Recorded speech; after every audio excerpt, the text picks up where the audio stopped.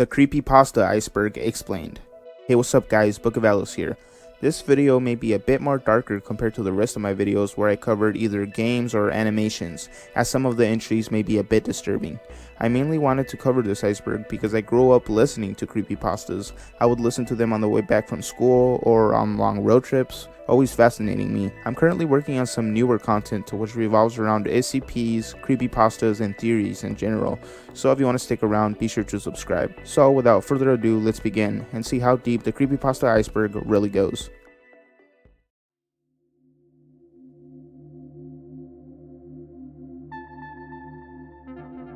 Jeff the Killer. In the story, a teenager named Jeff is on his way to school with his younger brother when they are attacked by a group of bullies. Jeff defends himself and his brother and leaves the assailants lying in the street, beaten, their hands and arms broken. After his brother claims he injured the bullies and is arrested, Jeff spends several days distraught before going to a birthday party in the neighborhood where he is attacked once again by the bullies. Although he manages to kill all of the assailants, he is severely burned during the confrontation after being set on fire. During his stay at the hospital, Jeff realizes that he enjoys hurting people and goes insane. The night after he is discharged, he slices his face, leaving a scar in the shape of a smile, and cuts his eyelids off so that he will never sleep again. He then murders his parents and brother, whispering "go to sleep" while killing his sibling. He becomes a serial killer who sneaks into houses at night and whispers "go to sleep" to his victims before killing them. According to a 2013 article, the original image of Jeff the Killer may be an extensively edited picture of a girl who allegedly committed suicide in the fall of 2008. However, the girl in question was a cursed troll created on 4chan, and the first likeness of Jeff the Killer actually appeared on a Japanese website. This may be considered one of the most prolific creepypastas and is a classic in the community.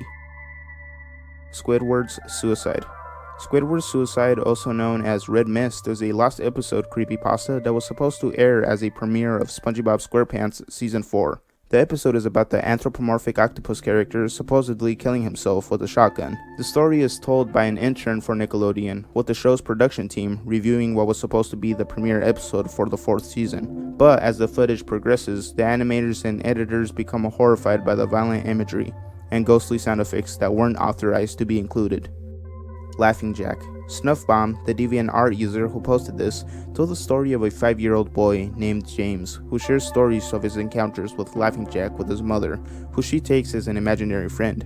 He describes Laughing Jack as a clown with long hair and a big swirly cone nose. He's got long arms and baggy pants with stripy socks, and he always smiles. The original story is told from the first-person perspective of James's mother, who assumes her son's relationship with the imaginary friend is just a phase, until she begins to experience nightmares full of eerie carnival imagery, including stuffed animals hanging from nooses, empty circus tents, mutilated children, and most importantly, the sound of the song "Pop Goes the Weasel" coming from a jack-in-the-box somewhere in the rundown amusement park. Strange things happen around the house, which James always attributes to Laughing Jack. When they awake to find their dog hanging in the kitchen one night, the police arrive and tell them that whoever killed the dog must have already been inside the house. The next night, the mother hears the nightmarish laughter from her previous dreams coming from inside James's room and enters to find him nailed to his bedroom wall, with his chest sliced open and his organs hanging out. Suddenly, Laughing Jack appears in front of him. In an effort to kill Laughing Jack, the mother lunges forward with a knife, but ends up stabbing her own son to death while Laughing Jack disappears. She is later arrested and tried for insanity. Play with Me. Sally was a young, happy 12-year-old girl living with her parents in a small town. One day, Sally's uncle Johnny came to her home and befriended Sally at first. After tucking Sally in bed, Johnny raped Sally and told her not to tell anyone since it was only a game. Sally stayed quiet about this as the sexual abuse went on, and one day, when Sally's mother and Sally were alone, Sally burst into tears and tries to explain it to her mother. "I didn't want to play this game," she states. Her mother didn't understand and just excused her crying as a bad dream. Johnny then overheard Sally's mother telling Sally's father about what Sally had just told her. Burning with rage, Johnny then told Sally's mother that he was heading to the store and was taking Sally with him, since she allegedly wanted to go too. Johnny, with Sally in his car, then traveled to the park instead of the market. He pinned Sally to the ground, beat her up, and raped her once again before smashing her head into a rock, killing her, and leaving her dead body on the grass. Sally came back as a poltergeist, and after scaring her uncle to death in his jail cell, she stays back at her old house, playing with the kids and scaring the older people. The Russian Sleep Experiment. The Russian sleep experiment is a creepypasta which tells the tale of 5 test subjects being exposed to an experimental sleep inhibiting stimulant in a Soviet-era scientific experiment, which has become the basis of an urban legend that alludes to the idea that this actually took place, though it has been debunked. The creepypasta is usually accompanied by this image right here, which is now very infamous across the internet. Sonic.exe. The original Sonic.exe story centers on Tom, a young man who was a big fan of Sonic the Hedgehog, especially the older games. He claimed that he had not played any glitchy or hacked games before, though he admitted that he didn't want to after an experience he had. He then proceeded to recount his experience, saying how he received a CD and an accompanying letter from his friend Kyle, begging him to destroy the disc before it's quote-unquote too late, and not to play the game. Ignoring his friend's warning, Tom played the game and began to encounter odd, somewhat disturbing phenomenons, from a title card featuring an evil-looking Sonic with bloody eyes and glowing pupils, with a red background and chilling music playing. Herobrine. From the original creepypasta, Herobrine creates random constructions such as sand pyramids in the ocean and long 2x2 tunnels. He also cuts off the leaves from trees. Herobrine first appeared in a single image detailing an encounter. It was posted on a 4chan board and gained little attention. It stated how Herobrine had appeared in someone's single-player game, littering the map with various pyramids and tunnels. It is the first media to label him as quote-unquote Herobrine. Dead Bart. Dead Bart is a creepypasta about a lost episode regarding the character Bart from the animated sitcom The Simpsons. Though proven false, the story claims that unseen footage of the series was given to the witness by Matt Groening himself, who immediately became nervous upon the mentioning of the mystery episode. It revolves an episode in which Bart jumps out of a plane mid-flight, falling to his death, with an eerie picture of Bart's unrecognizable corpse. This creepypasta is pretty infamous on the internet and has been covered by mostly every creepypasta channel. The Backrooms. The Backrooms is a fictional realm that first appeared on 4chan. This realm is said to be the outskirts of the real world and can only be accessed through no-clipping out of reality. It consists of a never-ending maze of yellowish empty rooms deprived of windows, with yellow luminescent lights on the ceiling. There are various creepypastas of the Backrooms, but overall the topic itself is extremely interesting and fascinated me. Imagine getting stuck in a never-ending maze of these familiar yet creepy rooms. Jane the Killer. Jane Richardson, more commonly known as Jane the Killer, is the protagonist/anti-hero of the creepypasta story Born of Signs, Jane the Killer, and other stories such as Jane's Letter. Originally, she was a serial killer that killed people to spare them from being victims of Jeff the Killer. As of now, she has been revised to be more of a heroic character and has dedicated herself to hunt down and murder the infamous former serial killer Jeff the Killer for murdering her parents. Slenderman. Slenderman is an alleged paranormal figure reported to have been in existence for centuries, covering a large geographic area. Believers in the Slenderman tie his appearance in with many other legends around the world, including the Dark Man in Scotland, Branchman, and the German legend of the Tall Man. Slenderman is a humanoid-type creature with a vast array of supernatural powers and abilities. His most common hobbies include kidnapping children and brainwashing innocent people into becoming his proxies. Due to his popularity, Slenderman has been seen as one of the most famous urban legends and horror icons of the internet. Eyeless Jack. The most popular origin story of this creepypasta is from Sally Williams. Jack Nicholas was just like any other average college student. His only real friend was his peer and roommate, Greg. Eventually, he found a sort of relationship with another peer named Jenny and a small group of her friends. Jack later on discovered that the group turns out to be a cult worshipping a demon. Jenny and her friends proceed to blind Jack by pouring a hot tar-like substance into his eyes, thus killing him in the process. His body is then possessed, and he butchers Jenny and her other friends, ripping off their masks and slashing their throats. He took their kidneys afterwards, presumably as a sort of prize, or to the fact that it was related to the cult. Ben Drowned. Ben Drowned, also known as Majora's Mask, is a creepypasta story. It's about a young man who comes across a bootleg cartridge of the Nintendo 64 game The Legend of Zelda, Majora's Mask. When he plays the game, he begins to suspect that it's haunted by a ghost of a boy named Ben who died drowning. According to the story, which includes links to YouTube videos of the events unfolding, an elderly man at a yard sale gave him an old copy of The Legend of Zelda Majora's Mask. When he started to play the game, he noticed that there was a game file named Ben still loaded onto the cartridge. Even when he started a new game file, and deleted the old one, the other characters in the game referred to his character as Ben or as nothing else at all. He noticed other strange events, such as music being played backwards and characters disappearing. Candle Cove. This creepypasta takes form of a forum discussion. Things begin fairly innocuously. SkyShow033 mentions a strange local television program from the early 70s called Candle Cove. However, as the users begin to recall details of the show, the story takes a dark turn. People remember strange episodes which seem completely inappropriate for children's broadcasting, and a disturbing villain who wants to quote-unquote grind your skin. The story ends with a shocking reveal, bringing into question the entire nature of Candle Cove and the memories shared. The end reveals that the show was never actually real and had never actually aired. The parents recalling that all the time the kids supposedly watched the show, they just stared into a static television screen. The laughing stock quite like this. Maybe we should abandon ship? No! Don't leave me! Afraid of what? It's like someone is always watching me. There you are.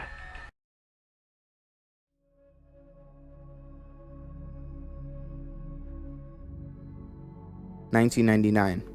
1999 is a creepypasta story centered around a fictional Canadian public access TV channel called Caledon Local 21. The channel's mascot is Mr. Bear, a parody of the bear in the Big Blue House, played by the man who runs the channel. The narrator is a Canadian blogger who was said to have watched the channel as a kid back in 1999. In the present day, Ilya investigates the history of Caledon Local 21, eventually finding a police station with several tapes from the channel. After watching the final episode of Mr. Bear's Cellar, in which Mr. Bear burns his children's playmates alive, Ilya is scared by the realization that he could have met the same fate. He leaves the blog on a cliffhanger. He mentions an email address seemingly belonging to Mr. Bear that he thinks is a cruel prank. The story closes with him saying that he'll update us as soon as he can, implying that the email was real and that he was somehow found by Mr. Bear himself. This is one of my favorite creepypastas, and I recommend you listen to the Creepy Make Pasta version on YouTube. Smile.jpg. Smile Dog, also known as Smile.jpg, is a supposedly haunted image dating back to the beginnings of the internet. Smile.jpg has a reputation for driving those who view it insane, making its victims view it in their minds every turn.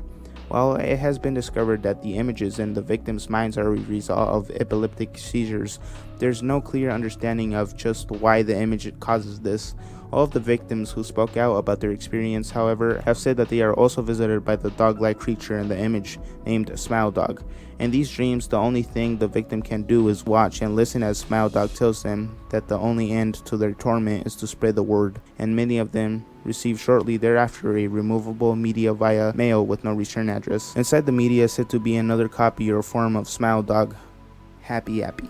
Happy Appy is a creepypasta about a man named Gerzim Yakovlevich who discovered a Lost Snake Jr. series. At first, it seems normal. Happy Appy is an anthropomorphic apple who goes around healing kids who get injured. After a couple of episodes, it gets progressively worse and worse. The final television episode that aired has an uncanny resemblance to 9/11 that shows two towers burning up, a plane stuck in one tower, and a kid being crushed by debris. After watching the first 10 episodes, the blogger is stalked by a creature he dubs Forensic, while he continues to delve into and learn the dark truth about the show, its creator, and its possible ties to the thing that's actually following him. Some people consider this creepypasta to be one of the worst of all time, though I enjoyed parts of it. Rap Rat. This is one that scared the hell out of me when I was 13 years old. The story surrounds a VHS film that was supposed to be watched while playing along a board game. The character on the video would give you instructions on what to do while you played the game in real time. The story states, being a scaredy cat, I refused to play it when my mom bought it for us. My brother was disappointed about not being able to play the game Nightmare, but my mom had a solution. She brought out Rap Rat. It was a cheap, dingy little thing catered to kids my age, and there were no objections. We popped the movie into the VHS and set up the board. The first part of the video was just a simple explanation of the rules as well as the instructions on how the game worked. The creepypasta progressed to a scene in which Rap Rat came out onto the television. He was not what any of us expected, stating, "My smaller brother, who was only 3 at the time, immediately left the room crying. The rat did not even resemble a rat. The ears were too big and it had a mouth lined with teeth, and the inside of the mouth looked swollen. The most striking part about this was the eyes. They were large, glassy, and fish-like, and begged my mom to turn it off. Rap Rat then suddenly shouted loudly, screaming and wailing, "Wait your turn," in a demonic, low-pitched voice. That was not the normal, obnoxious, nasal voice. We could hear the narrator in the background saying he's a rap rat and he's the boss over and over again.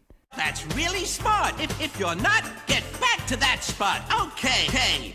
We're going up a stage, so whatever your age, this is Rodent Rock with a capital R, and I'm the star! Rodent Rock! Now hands up the youngest, cause it's only fair to see your hand up in the air. Come on, hold it straight and high. No need to be shy.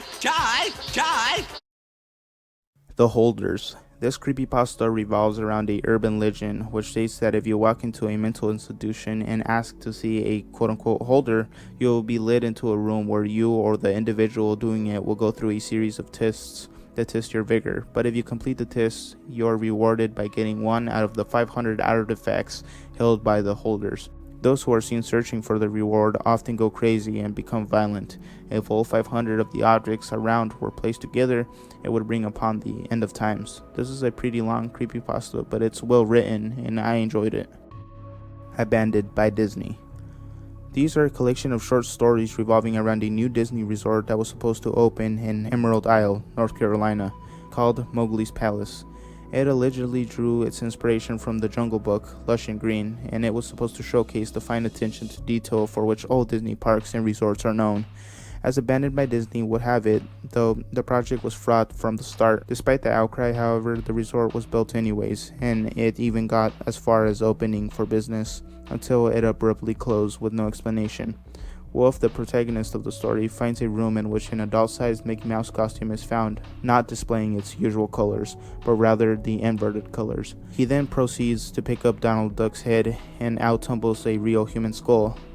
The life-size costume soon comes to life and stands up, walking towards Wolf in a menacing manner. SuicideMouse.avi. Suicide Mouse, also known as SuicideMouse.avi, is a black and white cartoon featuring a looped animation of the Disney character Mickey Mouse walking along with several buildings accompanied by eerie piano music. The video cuts to black for several minutes and returns with distorted video and loud screaming audio at the end. The video was uploaded by YouTuber Nick1 on November 25th, 2009. They came along with a long story about a fabricated backstory about the animation. Nick1 started off with a question. So, do any of you guys remember those Mickey Mouse cartoons from the 1930s? The animated footage begins with Mickey walking, with a Morse expression, however with no soundtrack. But soon things begin to change. Sound starts to play in the background. It begins with a rhythmic tapping, then what the source describes as a murmur,